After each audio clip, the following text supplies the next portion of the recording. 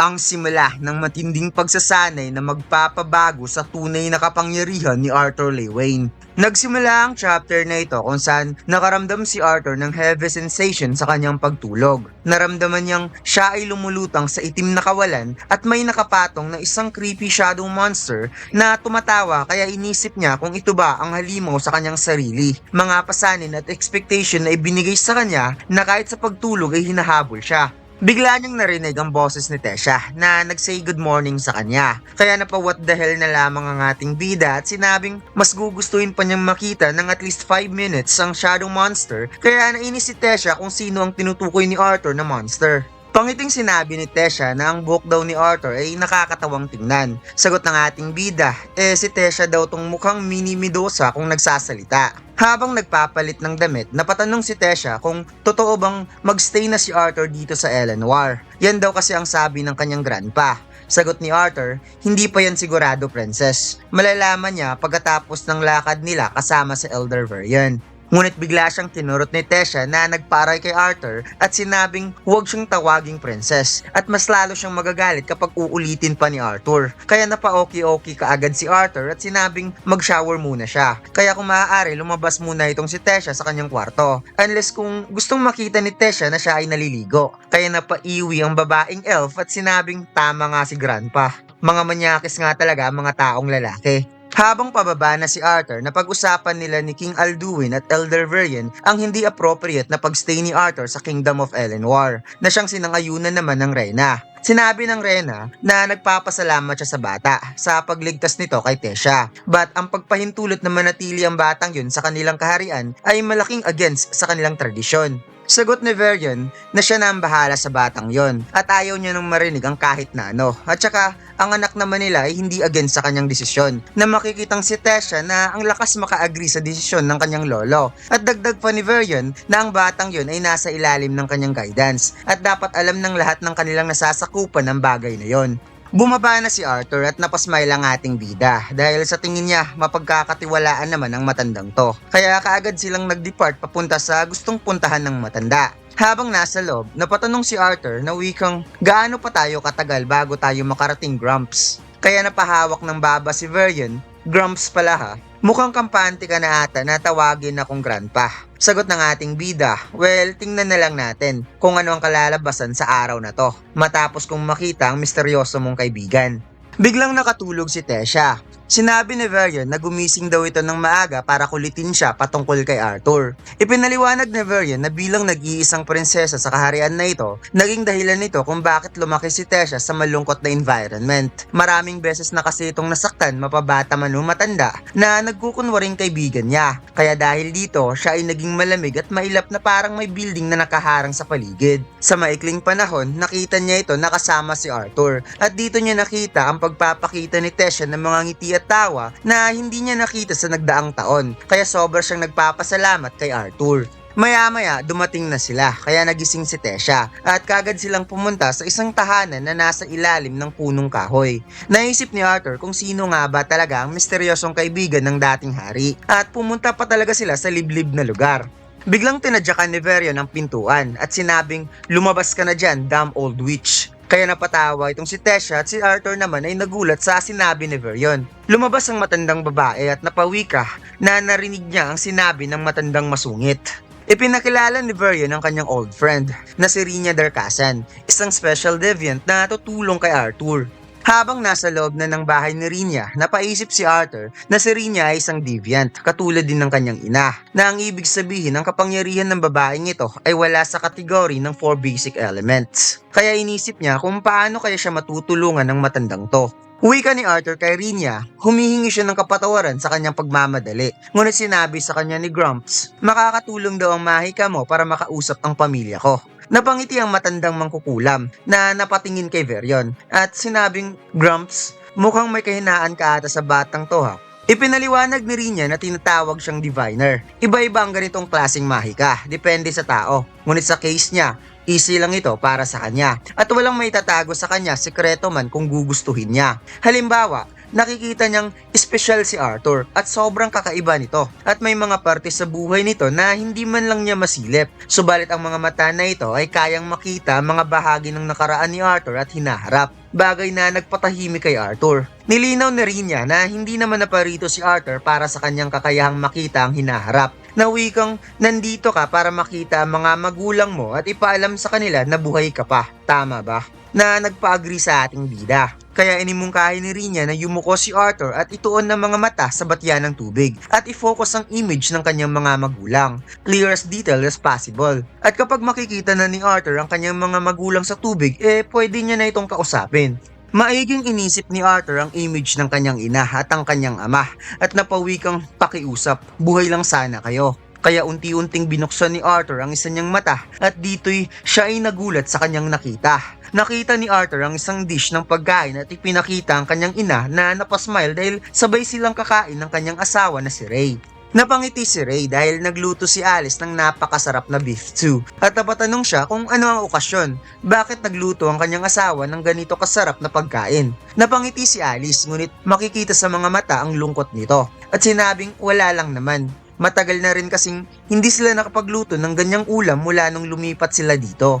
Habang umuupo, nakita ni Alice ang pagkain na pinakapaborito ni Arthur. Napansin ni Ray ang pagiging malungkot ni Alice, kaya tinanong niya ito. Ngunit pangiting sinabi ng kanyang asawa na wala lang naman at napa-deep breath habang hinahawakan ng kanyang tiyan ang kanyang magiging baby soon na nasa kanyang sinapupunan. Biglang may nagsalita na sinabi nitong, "Hi mama, hi papa." Kaya nagkatinginan ng dalawa at sinabi nitong, "Ako ito ang anak nyo, si Arthur." Kaya ang kutsarang hawak ni Ray ay unti-unti niyang nabitawan sa sobrang gulat. Sinabi ni Arthur na siguro nagtataka kayo kung bakit naririnig nyo ang boses ko sa loob ng inyong isipan. Ipapaliwanag niya mamaya kung bakit. Ngunit sa ngayon, gusto niyang ipaalam na siya ay buhay at ligtas. Pagkatapos, ipinakita si Alice na hindi maipinta ang mukha sa sobrang iyak nung nahulog si Arthur sa napakalalim na bangin. Habang si Ray ay hindi na nakapagsalita na parang natulala matapos siyang talunin ng leader ng mga bandido. At napaluhod siyang hinahawakan ng damit ni Adam na sobrang napaluha na parang hindi niya may paliwanag ang kanyang nararamdaman. Patuloy sa pag-iiyak si Alice hanggang sa bumalik silang lahat sa karwahe. Ngunit itong si Ray ay patuloy pa ring binubugbog ang mga bandido sa sobrang galit na parang gusto niyang ipalabas ang kanyang galit sa mga bandidong may gawa nito sa kanila. Ipinakitang may sugat sa pulso si Alice na parang hindi nito nakayanan ng pigati at sinubukan nitong saktan ng sarili o maybe gusto na rin niyang magpakamatay. At ipinakita rin na sobrang nalungkot itong si Jasmine since siya ay naging malapit kay Arthur. Sinabi ni Arthur na nagawa niyang makaligtas sa bangin. Sekreto lang sana to pero nandito siya ngayon sa Kingdom of Eleanor kasama niya ang mga elves. Alam niyang mahirap. Mahirap para sa kanya ngunit masaya siyang makita ang kanyang mga magulang na nasa mabuting kalagayan. At sana hindi magsisihan sa isa't isa ang kanyang mga magulang sa nangyari dahil proud siya sa kanyang ginawa. At kung maibabalik man ang panahon, uulitin pa rin niya para iligtas niya ang kanyang ina at kahit ikamamatay niya pa. Gustong-gusto niya nang umuwi, ngunit mahirap para sa kanya dahil mayroon siyang kakaibang sakit na dapat ipagamot. Hindi naman sana nalalagay siya sa panganib, subalit kailangan niyang magamot bago siya makauwi. Hindi niya alam kung kailan ulit ito mangyari dahil tinutulungan lang siya ng isang deviant mage para makita kayo at makausap. Gusto niyang mag-practice ng magic dito sa Eleanor habang ginagamot at huwag masurpresa ang kanyang ama kung next time na magkikita sila, matatalo niya na ito sa laban. At dito'y sinabi ni Arthur na hanggang sa huli papa, alagaan mo si mama at ang baby na nasa tiyan nito. Pagkatapos ipinakitang hindi nakapagsalita si Ray sa sobrang gulat at unti-unting tumagas ang luha sa kanyang mga mata habang si Alice ay tulala na lumalabas ang luha sa mga mata at unti-unting napawi ang kanyang kalungkutan na kahit ito ay lumuluha makikita ang ngiti sa kanyang mukha at hindi napigilan ng mag-asawa na mapayakap sa isa't isa sa sobrang saya at napawi ka si Arthur, "Mama, Papa, mahal ko kayo. Mag-iingat kayo hanggang sa makabalik ako." Na makikitang hindi napigilan ni Arthur ang sarili na mapaluha na nakita ang kanyang mga magulang na nagkayakapan. Kaya matapang na sinabi ni Arthur kay Varian, "Handa na ako, Grumps." Pagkatapos nakabalik na sila sa kaharian at dito'y nakaabanga ang mga magulang ni Tesha sa pagpasok nila at nagulat na lamang si Arthur nang bigla siyang hinarangan ng hari. Napakamot sa ulo si King Alduin na parang nahihiya siya kay Arthur at sinabi na dahil siguro na ilang taon na siyang naging hari kaya medyo naging makaluma siya at naging matigas ang ulo. Ipinaliwanag ng Reyna na gusto ng hari na humingi ng sorry sa nasabi kanina at sana matanggap ni Arthur ang kanilang apology at i-consider ang kaharian na ito na parang sariling bahay. Inabot ni King Alduin ang kanyang kamay at sinabi kay Arthur, "Ikaw ang nagligtas sa anak ko at unang disciple ng kanyang ama. Hayaan niyang muling i-welcome si Arthur ng maayos." Napangiti ang ating bida at nakipaghawak kamay sa hari at sinabi na nagpapasalamat siya sa generosity na ipinapakita ni King Alduin. Subalit biglang pumagit na si Tesha at sinabing kung totoong humingi ng tawad ang kanyang ama, then hayaan silang maglaro sa labas at gusto niyang ipakita ang buong city. Kaya nagkatinginan na lamang ang hari at Reyna. Pagkatapos, ipinakitang nakaupo itong si Arthur sa hagdanan at dumating nga itong si Tesha at sinabi nitong handa na siya and let's go Art, kung saan isang napakagandang Tesha ang nag-ayos para sa kanilang magiging unang date. Naglakad-lakad ang dalawa habang itong si Arthur ay napatingala at parang nanibago sa mga lugar hanggang sa nabangga siya ng isang bata kaya humingi siya ng sorry, ngunit sinabi nitong kadiri na dikitan siya ng human germs. Kaya napa-what the hell na naman itong si Arthur habang ang batang lalaki ay napa-aura moment at nag-feeling sobrang gwapo at sinabing hindi dahil sa paborito ka na ni Elder Varian na bibilang ka na dito. Tugon ni Tesha na hayaan na lang yan at umalis na sila habang si Arthur ay napaisip na parang gusto niya atang pagtripan ng batang to. Sinabi ng lalaki na hinahangaan niya si Princess Tesha at hindi nararapat ang taong ito sa antas ng prinsesa para makipaghalubilo. Kaya hayaan sana ng prinsesa na siya, si Ferret Evsar, ang maghatid sa napakagandang prinsesa. Napasmile ang ating bida at nag-pass F na namangha siya at kilala niya si Ferret Ivesaur. Kaya parang tanga namang naniwala ang batang ito dahil feeling niya sumikat siya dahil siya lang naman ang pinakabata na recently lang na-awaken. Ngunit na-realize niya na mali pala ang pagbigkas ni Arthur sa kanyang pangalan. Kaya dito'y nainis siya. At sinabi ni Arthur na napatawa, ignorante ka nga talaga. Uwi ka ni Arthur na tumatawa, hindi niya alam na kaharap pala niya ang isang henyong nilalang kaya pasensya na munting insekto, sisiguraduhin niyang bibigyan niya ito ng nararapat na paggalang. Kaya nagbawa ang ating bida at sinabing, "Pwede na ba kaming umalis?" Tumatawa ang dalawa na naglakad pa palayo, ngunit itong si Ferret ay hindi pumayag na makaalis si Arthur kaya napaisip si Arthur na mukhang tigasin ulo talaga ang batang to. Biglang inihagis ni Ferret ang panyo na ikinagulat ng ibang bata dahil naghamon ito ng duel against Arthur. Kaya nagulat ang ating bida at napasabing anong katangahan na naman to. Nagalit si Tesha dahil sino daw itong si Ferret para maghamon sa disciple ni Elder Varian. Siguro isa itong noble ngunit dapat alam ni Ferret kung saan ito lulugar. Napangiti lang si Ferret kasama ang kanyang mga bagitong groupmates at sinabing ipagpatawad mo aking prinsesa. Subalit, ang turo ng kanyang ama ay hindi dapat hayaang apakan ng kanyang dangal. Itinutok ni Ferret ang kanyang baston at sinabi kay Arthur na dapat tanggapin ng kanyang hamon o umatras na lamang ito na parang hayop na may buntot. Ngunit dapat daw tandaan ni Arthur na kung ano ang magiging desisyon nito ay yun din ang reflection ng kanyang mentor.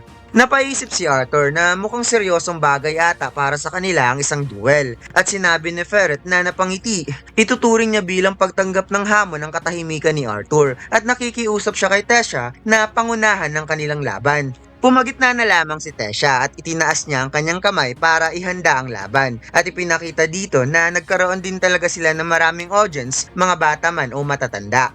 Kaya kaagad sinimulan ni Tesha ang laban. Kaagad nagsagawa ng stand si Ferret upang maghanda ng atake at pangiti nitong sinabi na maghanda ang taong ito dahil ipapakita niya kung gaano siya ka-genius. Ngunit bigla na lamang nagblink si Arthur at napunta ito sa harapan at pinatikim ng simpleng kamao na magpapabago sa shape ng mukha niya kung saan tumalsik si Ferret at nawalan kaagad ng malay. Nagulat si Arthur at napasabing yun lang habang si Tesha ay napilitang mag-smile at napaisip na sa simula pa daw alam niyang ganito talaga ang magiging kahinatnan kaya hinawakan niya ang braso ni Arthur upang tumakbo na kaagad sila papalayo. Sinabi ni Arthur na habang tumatagal mas lalo niyang na-appreciate ang prinsesang ito, na kahit hindi totally naging masaya ang araw nila dahil kay Ferret, masaya pa rin ang pakiramdam niya na kahit papano nalimutan niya ang bigat ng kanyang dinadala. Pangiting tinanong ni Tessa kung kinakabahan ba si Arthur sa pagsisimula ng pagsasanay nito bukas, at si Arthur naman ay tahimik lang. Naalala niya ang sinabi ng matanda na napawi kong